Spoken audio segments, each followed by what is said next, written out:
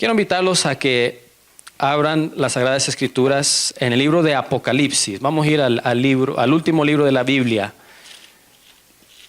Algunos se aterrorizan, digo, Apocalipsis va a hablar de las bestias, los animales, los símbolos, el 666, el anticristo, prepárense. Y muchas veces nosotros tenemos la culpa de crear ese concepto, ¿no? Usamos Apocalipsis como el machete, como el corvo para estar macheteando a la gente. Y haz caso que mira al eterno, el fuego eterno. Y tenemos la culpa de a veces darle mal nombre a este libro, que en realidad este libro es la promesa de Dios para su iglesia. Es la promesa que Dios le entrega a la iglesia de que viene algo mejor todavía. Es la promesa de que el fin se acerca, pero la victoria también viene con él. Y entonces nosotros le hemos dado como que otro sentir.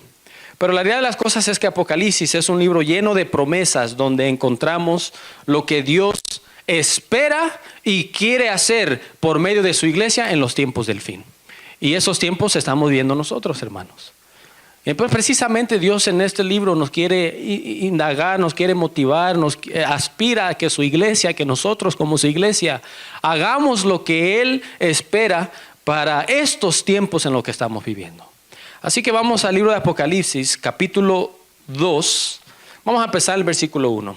De antemano déjenme decirles, en el contexto, para contextualizarnos, estas son las cartas a las 7 iglesias del Apocalipsis.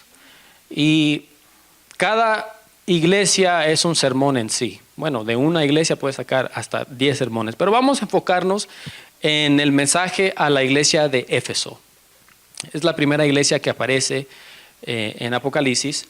Y vamos a ver qué es lo que Dios quiere o lo que Jesús específicamente está viendo en esta iglesia en específico. Apocalipsis capítulo 2, empezando en el versículo 1, vamos a leerlo hasta el 7. Dice, escribe el ángel de la iglesia en Éfeso, el que tiene las 7 estrellas en su diestra, el que anda en medio de los 7 candeleros de oro, dice esto: yo conozco tus obras y tu arduo trabajo y paciencia, y que no puedes soportar a los malos, y has probado a los que dicen ser apóstoles y no lo son, y los has hallado mentirosos, y has sufrido, has tenido paciencia, y has trabajado arduamente por amor de mi nombre, y no has desmayado.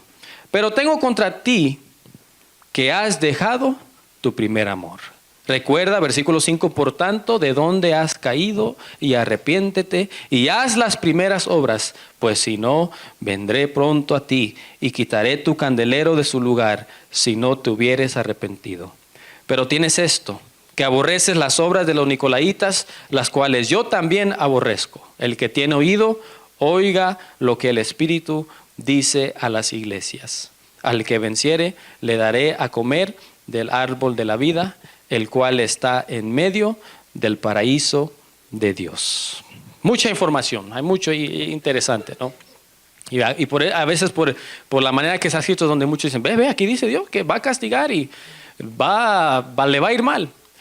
Pero no, vamos a tratar de entender un poquito lo que Dios le está diciendo, lo que nos está diciendo por medio del mensaje a la iglesia de Éfeso.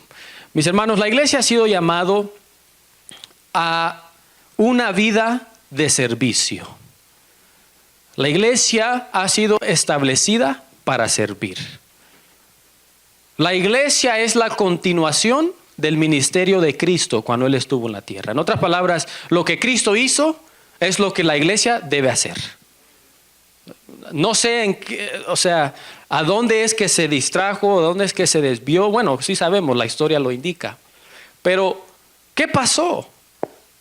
La iglesia debe ser los pies, las manos, el corazón de Cristo.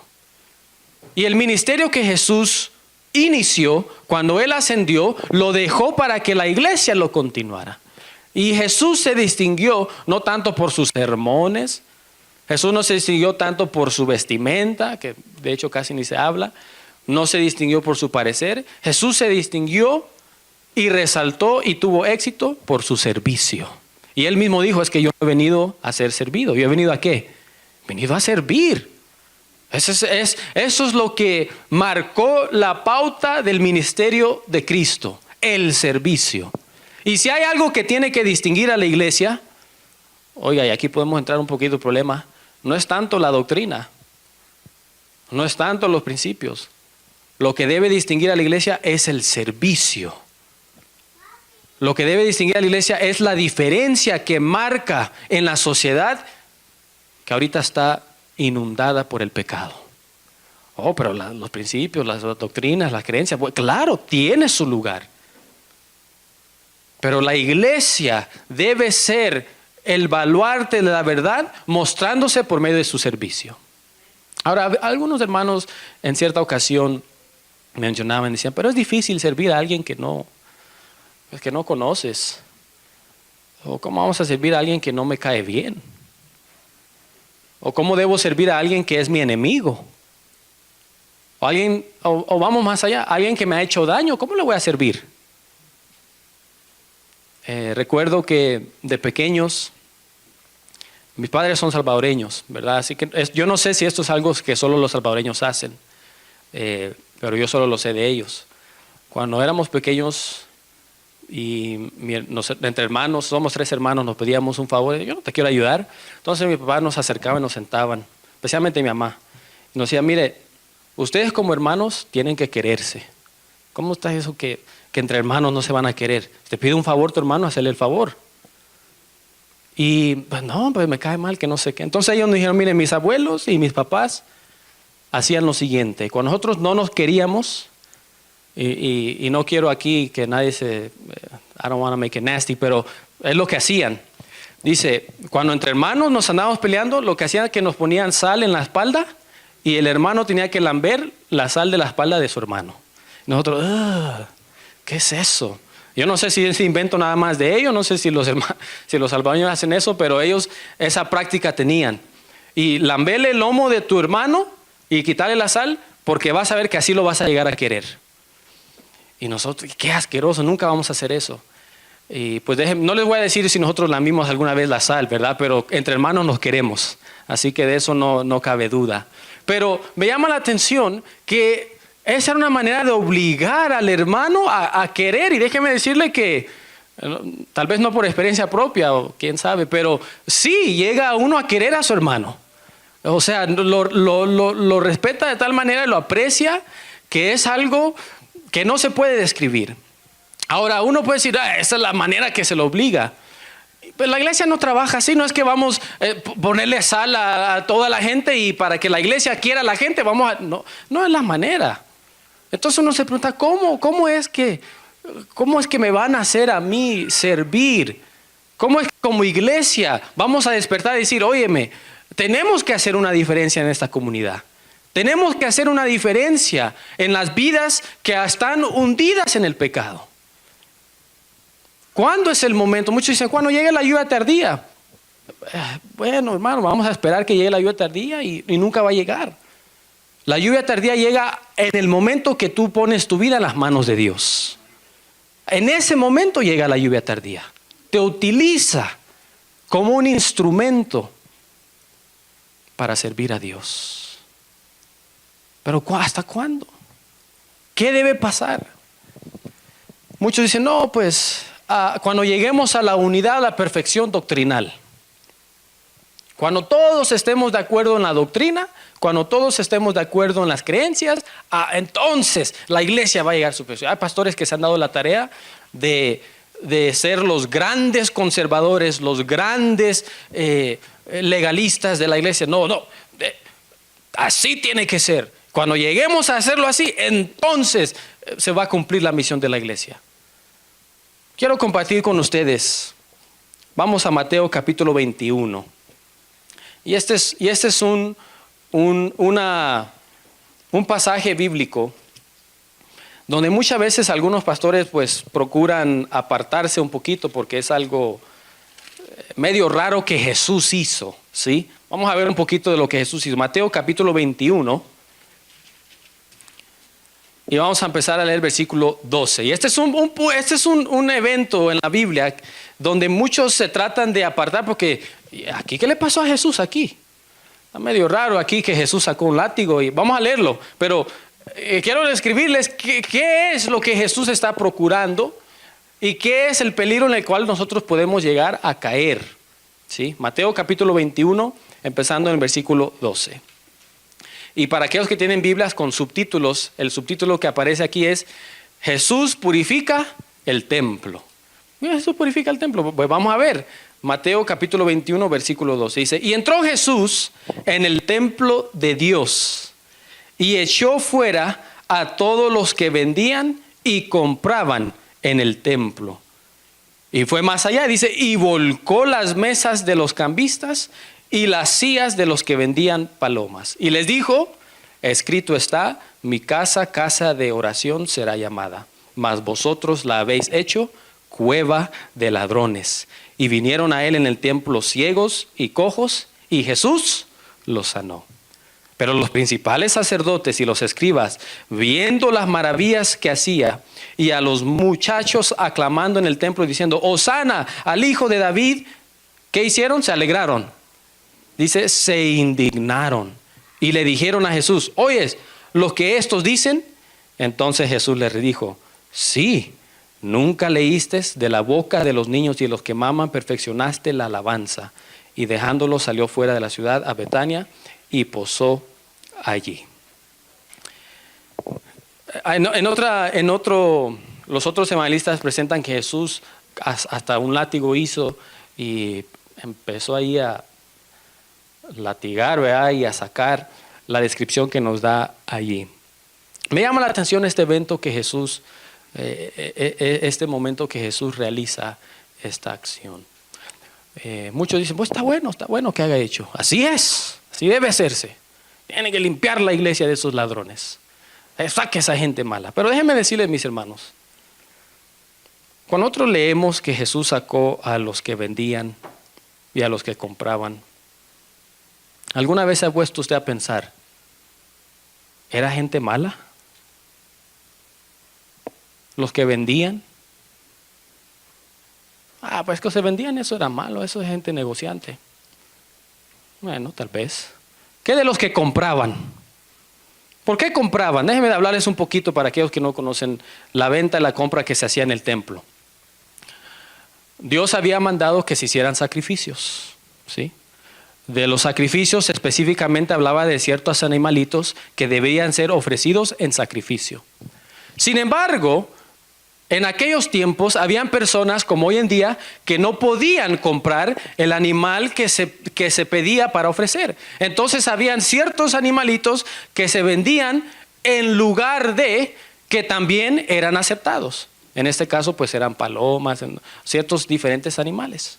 Entonces la gente que no podía comprar un becerro o una oveja, entonces Dios había dicho: bueno, está bien que compre una palomita o que compre otro animalito y que ese lo ofrezca como sacrificio. Vuelvo a preguntar, la gente que llegaba a comprar allí, que humildemente no tenía suficiente, ¿era gente mala? Ahora regresemos a los que estaban vendiendo. Muy, está bueno que saque a esa gente mala. ¿Era gente mala? Déjenme decirles algo. No cualquiera podía estar en la iglesia vendiendo. No cualquiera podía estar en la iglesia trabajando. No cualquiera podía servir en la iglesia. No crean que diga: ¿quieres hacer dinero? Vente. Los que vendían, los que realizaban alguna labor en el templo, era gente ejemplar. Era gente que había sido probada.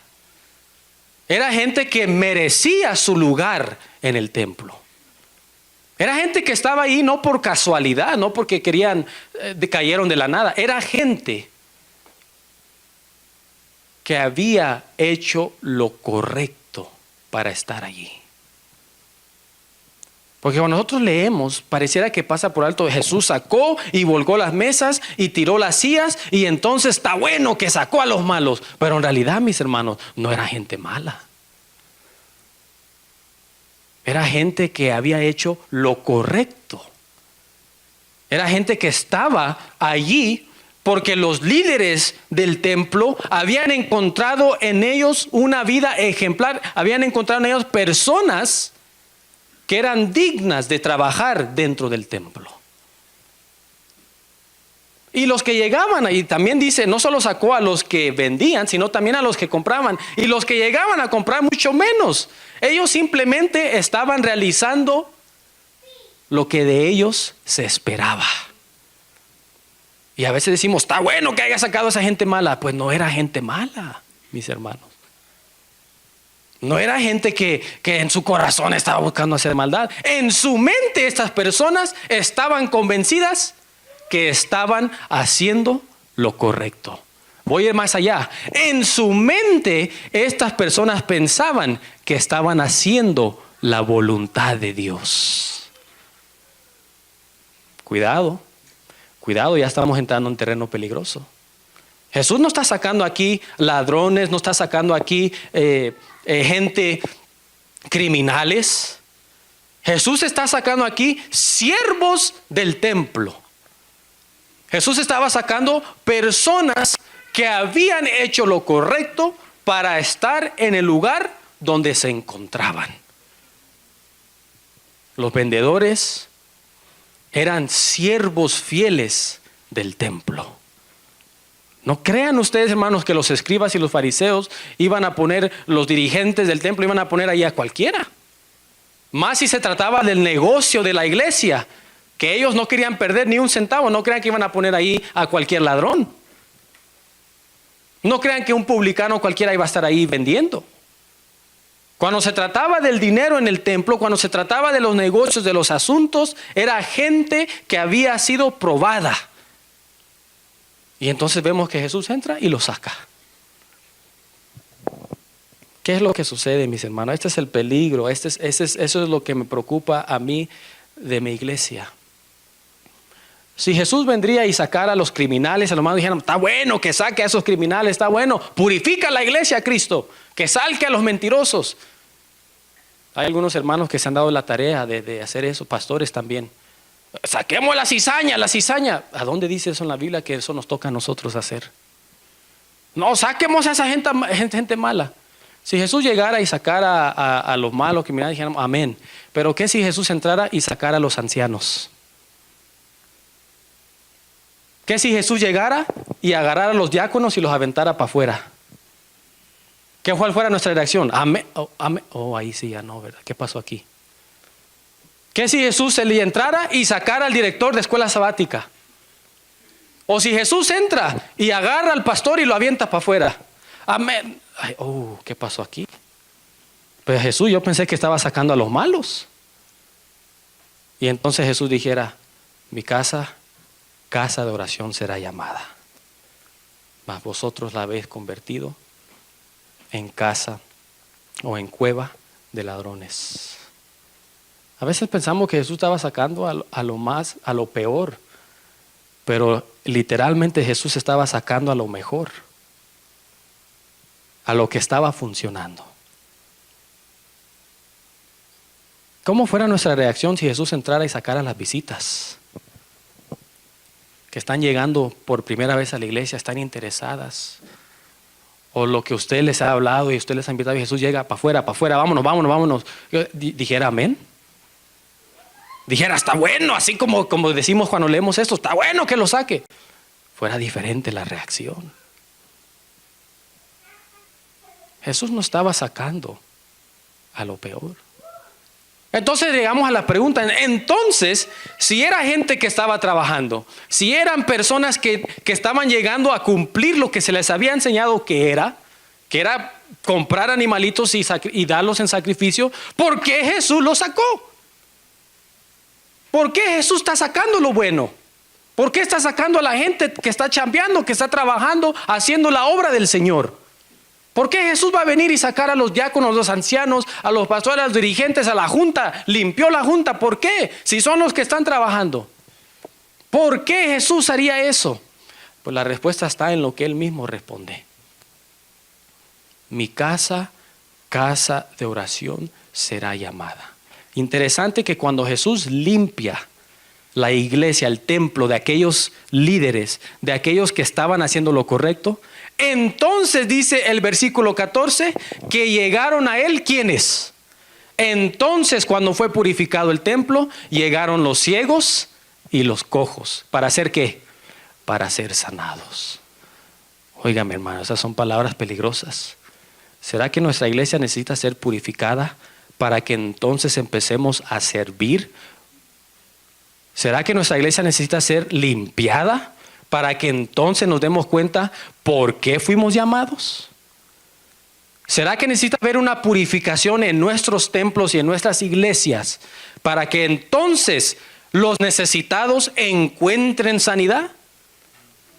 Porque no fue hasta que Jesús purificó el templo que entonces aquellos que en algún otro tiempo no tenían acceso al templo pudieron llegar. ¿Será que nuestros sistemas, será que nuestra doxología, nuestra liturgia no permite que los necesitados lleguen a los pies de Cristo? ¿Será que nosotros mismos hemos creado las barreras que no permiten que otros que realmente necesitan de Dios no lo lleguen a escuchar? Y lo peor de todo es que nosotros decimos, pero es que estamos haciendo la voluntad de Dios. Pero es que estamos haciendo lo que Dios dice. Porque así creían estos. Bueno, estamos haciendo la obra de Dios. Aquí estamos en los negocios, en los asuntos de Dios. Vendiendo las ofrendas y las personas comprando y haciendo sacrificio. Eso es lo que Dios ha mandado. Ese es el trabajo que Dios nos ha dejado. ¿Y por qué no va a venir a sacar Jesús? El problema estuvo, mis hermanos, en que no tanto lo que estaban haciendo, sino el significado de lo que estaban haciendo.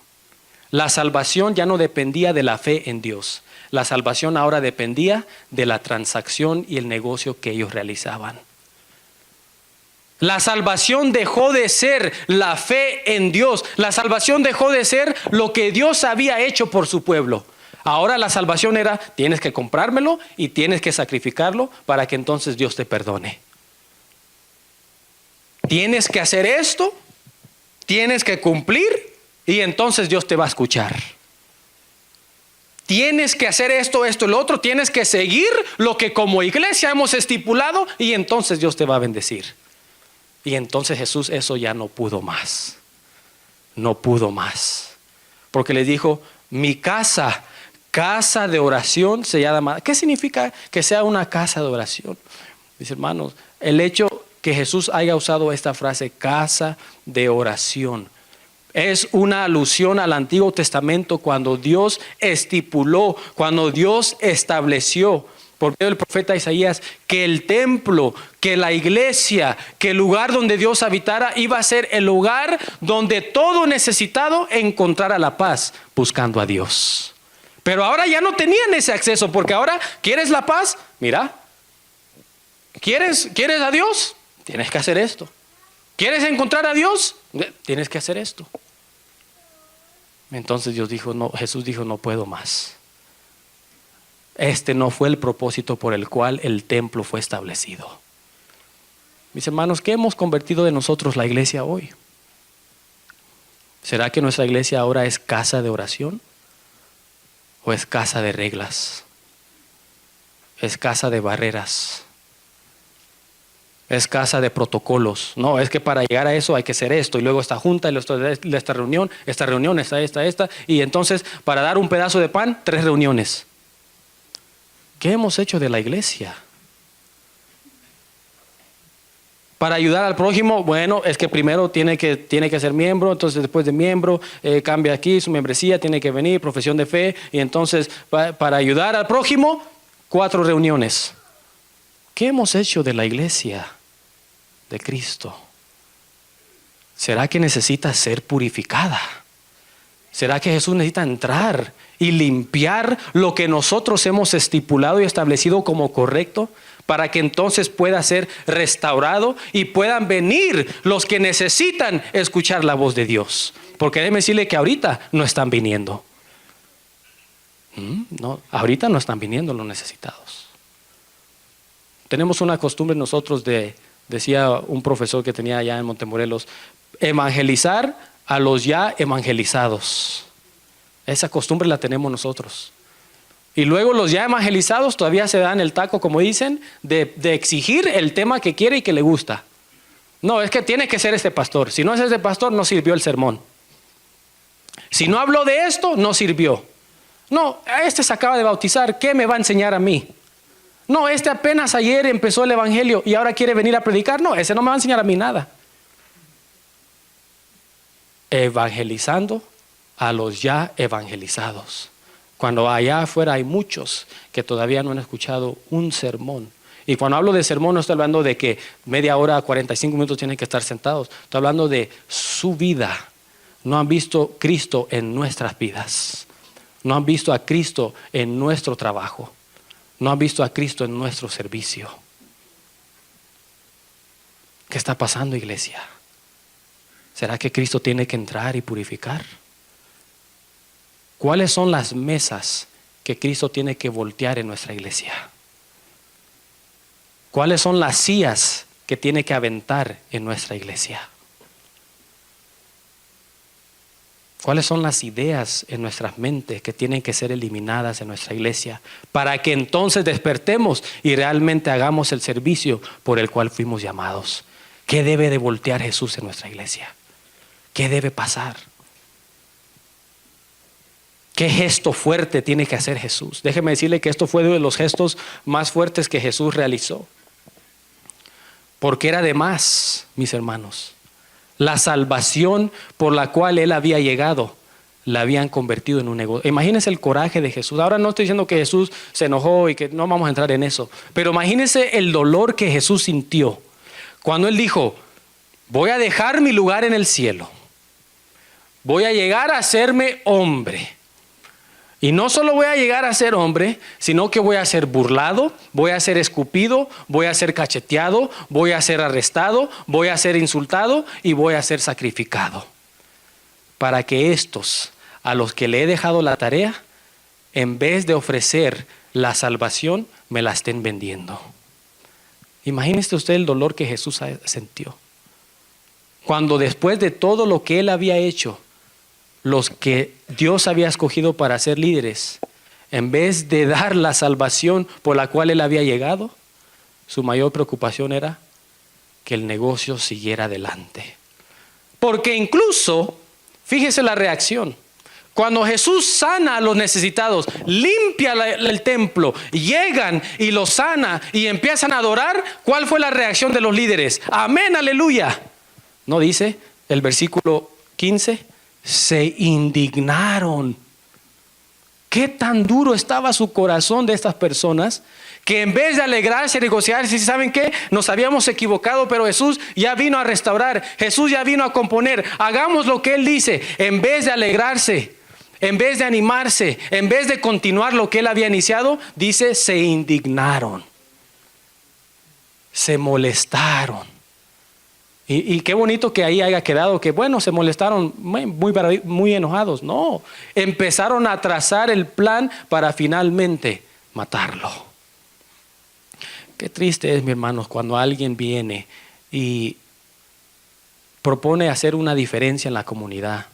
Cuando propone hacer cambios en la iglesia y nuestra reacción es indignarnos. Ya vienen, ya vienen, no, ya vienen con los cambios, no, ¿se dan cuenta? Elena G. White dice que en los tiempos del fin, no, ya vienen con las ideas, no, saquen el Apocalipsis, miren. Qué triste es que cuando hay una proposición para hacer una diferencia, para cambiar ciertos elementos de nuestra iglesia que nos prevén, que no nos permiten realizar el trabajo, nuestra reacción no es, sí, vamos, hagámoslo, sino que es enojo, coraje, indignación. ¿Y cómo se atreven estos muchachitos? En otra ocasión les dije, cuando los jóvenes tratan a veces de implementar ideas diferentes, no, es que así no nos enseñaron, no, es que así no era en 1957, no, es que así no fue como se inició la iglesia, no, perdone. Y en vez de animar, entusiasmar, empujar, hacer lo necesario por el bien de las almas, no le estoy hablando ni por el bien de uno, sino por el bien de las almas, nuestra reacción es indignación, coraje, limitación. Vienen con esas ideas, pues ¿saben qué? Le vamos a poner alto aquí en este momento. ¿Cómo se atreven? Estos jóvenes, no, esta generación perversa, no, estos muchachos que vienen con ideas diabólicas. ¿Por qué, mis hermanos? ¿Por qué esa reacción? ¿Qué mesa tiene que voltear Jesús en nuestra iglesia hoy en día? ¿Qué golpe necesitamos recibir para despertar y decir, óyeme, ¿qué estamos haciendo como iglesia? Habrán dos tipos de personas. Uno que reaccionará y dirá, realmente necesitamos. Que dirán, hosana al hijo de David. Pero habrá otro grupo que dirá, no es así. Tiene que ser como era antes y a fuerzas. Vamos terminando ya, hermanos. ¿Qué tiene que hacer Jesús en nuestra iglesia para despertarnos? Regresando a Apocalipsis, vamos entonces, ese fue un paréntesis largo, pero regresando a Apocalipsis al mensaje de la iglesia de Éfeso, para caer el 20, para encajar lo que hemos estado diciendo. El mensaje a la iglesia de Éfeso es el siguiente: Éfeso, y déjeme decirle, Éfeso hizo muchas cosas bien. Jesús lo está describiendo aquí. Versículo 2, yo conozco tus obras. Fíjese que Éfeso es una de las iglesias, de las 7 iglesias de Apocalipsis, es una de las pocas y es la única de la cual Dios halaga, de la que habla bonito. Esta iglesia es orgullosa de esta iglesia. Yo conozco tus obras y tu arduo trabajo y paciencia. Has chambeado, has hecho tu deber, has sido paciente. Y va más allá, le da más auge, dice, y que no puede soportar a los malos. Uy, esta iglesia es la que limpia la cizaña. Y has probado a los que dicen ser apóstoles y no lo son. Y los has encontrado que son mentirosos. Aparte de eso, has sufrido. Has pasado momentos difíciles, pero has tenido paciencia. Y has trabajado arduamente por amor de mi nombre. Y todavía te mantienes en pie, dice versículo 3, porque no has desmayado. Hasta aquí. Éfeso, una iglesia chévere, perfecta, la mejor. ¿Quién no quisiera ser como Éfeso? La mejor iglesia que hay. La iglesia ejemplar. Todo lo que ha hecho ahí, excelente, perfecto. Pero ahí no termina la carta a Éfeso. Qué bonito que si ahí terminara, pues ya la hizo, ya la hicieron. Y ya, pues ya tenemos algo que mirar, pero ahí no terminó. Miren lo que dice el versículo 4. Versículo 4. Pero, y este pero, mis hermanos, cuando usted lo lee en español, pues, bueno, pero, pasó algo. En griego, el pero es una palabra de decepción. O sea, es una palabra. Si yo le acabo de decir algo bonito y le digo pero, hágase de cuenta que lo bonito no sirvió para nada. En el griego, igual cuando le digo algo malo, si yo le digo algo malísimo y le digo pero en griego, lo malo se borró y lo que te voy a decir ahorita es algo mejor. Bueno, de la misma manera ocurre al revés. Cuando te he dicho algo bueno, pero si te digo pero, hace de cuenta que todo eso bonito que te dije no sirvió para nada. Y mire lo que dice, pero, usted lo lee y yo lo leo, pero cuando las iglesias en Éfeso leyeron el pero, su corazón cayó. Porque cuando recibieron la carta, todo esto lo hemos hecho, y hemos sido buenos, y trabajado, y bonito. Pero cuando leyeron pero, solo hágase de cuenta que les metieron un cuchillo en el corazón. Pero, ¿y cuál es el pero? Pero tengo contra ti que has dejado tu primer amor. Qué triste sería que nuestra iglesia cayera en eso. Iglesia chévere, está bonita, tiene todo liderazgo, tiene todos los departamentos, tiene todos los ancianos, tiene todo y excelente y la mejor iglesia y todos los servicios, pero no tiene el amor de Cristo. ¿De qué sirve? Para nada. A veces como líderes nos procuramos que la iglesia tenga todo, que el orden, que el servicio, que todos los departamentos, que todo esté trabajando lubricado como un motor funcionando fuerte y todo bueno. pero pasamos por alto lo más importante, que la iglesia tenga el amor de Cristo. Hay iglesias hoy en día que son bonitas, que tienen todo, que son las iglesias ejemplares, pero les falta una cosa: el amor de Cristo. Y ese es el reclamo a la iglesia de Éfeso. Éfeso, tienes todo. Y fíjese lo que dice en el principio del versículo 1. El que tiene las 7 estrellas en su diestra y que anda en medio de los 7 candeleros de oro. Aquí Jesús se está describiendo a sí mismo. Está diciendo, Jesús estaba caminando, estaba pasando por las iglesias. Jesús llegó a la iglesia. El que camina, ¿quién es el que camina entre los candeleros? Jesús. Y Jesús estaba pasando por la iglesia. Y cuando Jesús llegó a la iglesia, todo bonito, todo chévere, trabajando, funcionando. Pero se había pasado por alto lo más importante. Cuando Jesús llegó, ni cuenta se dieron. Qué triste sería que nuestra iglesia trabaje, funcione y todo, haciendo lo correcto, haciéndolo bien. Dice, por mi nombre trabajando, teniendo paciencia, sufriendo arduamente por mi amor, pero que perdamos de vista lo más importante, que es tener el amor de Cristo. Qué triste sería, mis hermanos. En el templo se estaba haciendo lo correcto. Estaban haciendo lo que se les había pedido: vender, comprar los animalitos y entonces hacer el sacrificio. Estaban haciendo lo que estaba correcto, pero habían olvidado lo más importante: a Dios en sus corazones. Habían olvidado lo más valioso: la salvación por la fe en Cristo Jesús. Mis hermanos, nuestra iglesia funciona, trabaja, tiene lo correcto, pero ¿será que tenemos el amor de Cristo en nuestros corazones? ¿Será que Cristo, al entrar aquí, será que Cristo, cuando se hace presente, dice, aquí realmente está mi amor?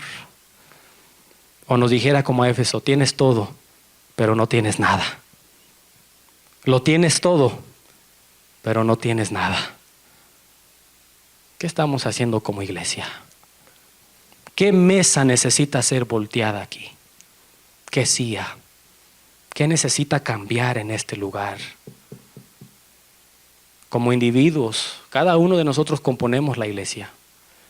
¿Cómo debemos reivindicar nuestra relación con Dios? Esta semana hay una oportunidad para volver a conectarte a la fuente que es Cristo Jesús. Esta semana hay una oportunidad para nuevamente ver la luz en Cristo, para que podamos despertar y decir, ¿será que hemos estado haciendo lo que Dios espera? ¿O hemos estado haciendo lo que yo pienso que es correcto?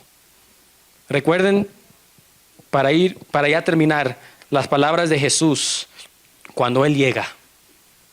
En Mateo Él describe esa escena cuando llegará y dice que muchos dirán, ¿en tu nombre qué? En tu nombre sacamos demonios. Pregunta, ¿eso es algo malo? ¿Sacar un demonio? ¿Liberar a alguien de un demonio es algo malo? Bueno, si no han pasado por experiencia, déjeme decirle, no es malo, es algo bueno. El demonio atormenta, el demonio mata a una persona. Sacar un demonio de alguien no es cosa fácil. Y liberar a alguien trae una satisfacción porque esa persona encuentra paz. ¿Sacar demonio es malo? No es malo. Dice Jesús que en aquel día muchos días, en tu nombre sacamos demonios. En tu nombre, ¿qué más? En tu nombre predicamos. En tu nombre bautizamos. En tu nombre hicimos grandes prodigios y grandes señales. Entonces, ¿cuál es la respuesta de Jesús? Pues como entonces has hecho todo lo correcto, entrad benditos de mi Padre. Ya ganaron el cielo, ya la hicieron. Hicieron todo lo correcto. ¿Cómo le dice? Apartaos de mí, hacedores de... Estamos aquí todos locos. Están haciendo lo correcto y les dice, apartaos de mí, hacedores de maldad. Están haciendo lo correcto en el templo y agarra un látigo, voltea las mesas y tira las sillas y dice, ladrones, cueva de ladrones. Pero ¿qué está pasando con Dios? Mis hermanos, no perdamos de vista lo más importante. No perdamos de vista lo que finalmente nos dará la salvación. No perdamos de vista el camino, la verdad y la vida. Tiene un nombre, se llama Cristo Jesús. Haz todo lo que quieras, haz todo lo correcto, pero no olvides lo más importante, a tener Cristo Jesús en tu corazón. Porque sin eso, todo lo demás, se oye fuerte y se oye feo, no sirve para nada. No, pero es que sacar un demonio no cualquiera. No, predicar y hacer la obra que no cualquiera. Haz lo que quieras, pero no sirve si no tienes a Cristo en tu corazón. No sirve si eso que tú estás haciendo no traduce en servicio hacia los necesitados. No sirve si la iglesia no está trabajando en favor de aquellos que necesitan conocer y saber quién es Dios. Y lo van a saber no por un centinela, hermano. Tal vez lleguen a interesarse, a conocer, pero lo van a saber por tu vida, como tú vivas, como tú presentes a Cristo. Yo amo a Cristo, pero ni siquiera puede saludar. Yo amo a Cristo, pero jamás he hecho algo por otra persona. El mensaje más grande que será predicado, dice la sierva del Señor, es el que en tu vida llevas. Pero en tu vida no será predicado ningún mensaje positivo si Cristo no está en tu corazón. Como iglesia necesitamos empezar a servir, a hacer una diferencia en nuestra comunidad. La gente alrededor conoce que esta es una iglesia. Dejan de decir esa secta que se reúne ahí.